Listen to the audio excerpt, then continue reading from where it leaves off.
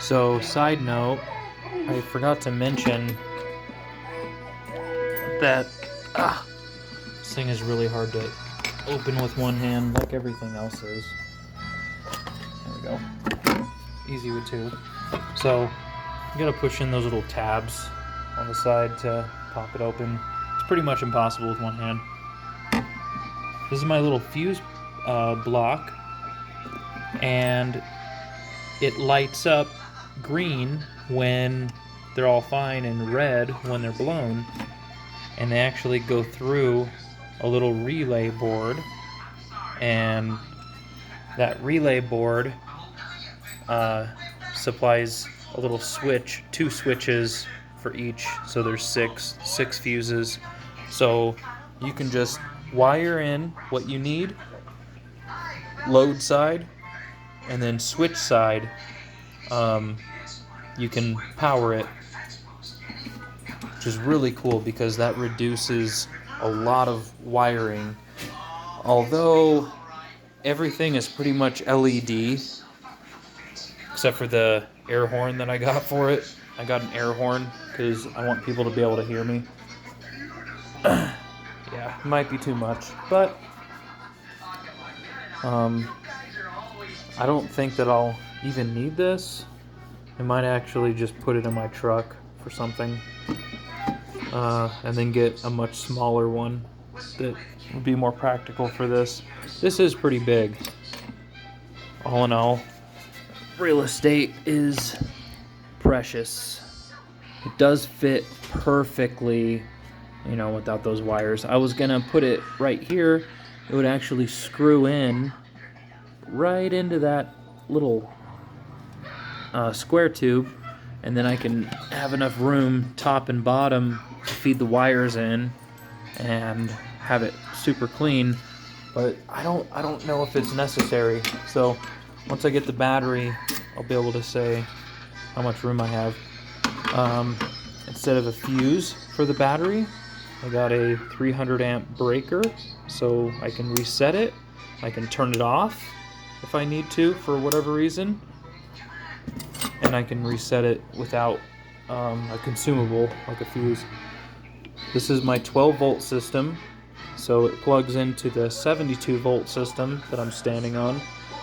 That's the secondary battery, and it converts it to 12 volts. That way I can run regular motorcycle lights, switches, stuff like that, so that parts are more available and stuff like that.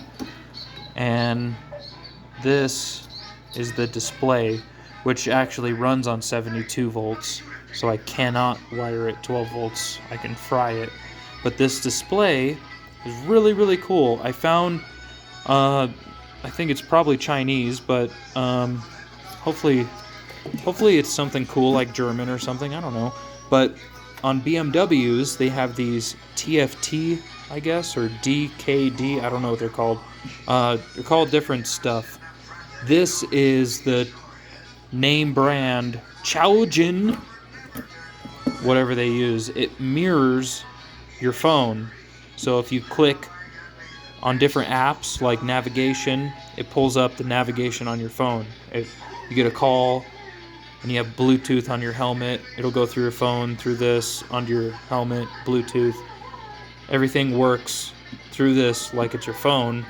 But what's really cool is I noticed all the time, like I have a phone mount right here on my daily driver over there, my normal bike, and I constantly have to pull my phone out of my pocket, slap it on there, set up, whatever I'm doing on there, and then I go. It's always like a 10 to 30 second ordeal before I just take off, and I really like the idea of a bicycle where you just hop on it and take off.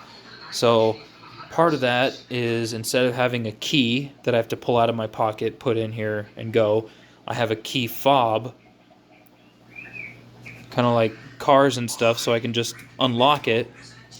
That motor that weighs 45 pounds locks up, and if you push it forwards, it'll mess with you. It'll roll you back and forward. It'll make it impossible for you to move this bike. You cannot steal it, I'm pretty sure. I don't know, hopefully it doesn't get stolen, but if it does, I got that tracker. So go ahead, I guess. But yeah, the whole deal is to make it so that I can hop on it easily. No key, no phone, nothing. Just hop on it and go. So turn it on, which that's not going to be the on button. Turn it on, however, some discrete button, and go. As long as it's not a power button, people can press these things all day, and as long as I make one of these like an off button, then they'll probably never figure out how to turn it on. I probably would never figure out how to turn it on. It would take forever. So, yeah. A couple things I left out. I have a bunch of failed... What the? How did you get this up here? Did you throw it somehow? Freak. I got these. I was going to use them to isolate or turn off the batteries if I needed to. So I needed very high amperage, and those are just too big. It's just ridiculous. These are my headlights, little eyeballs.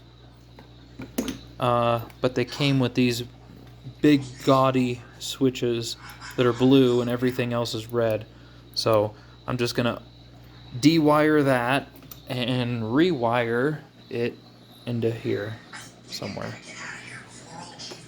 And then I have extras here too, so I can use one of those. That's it.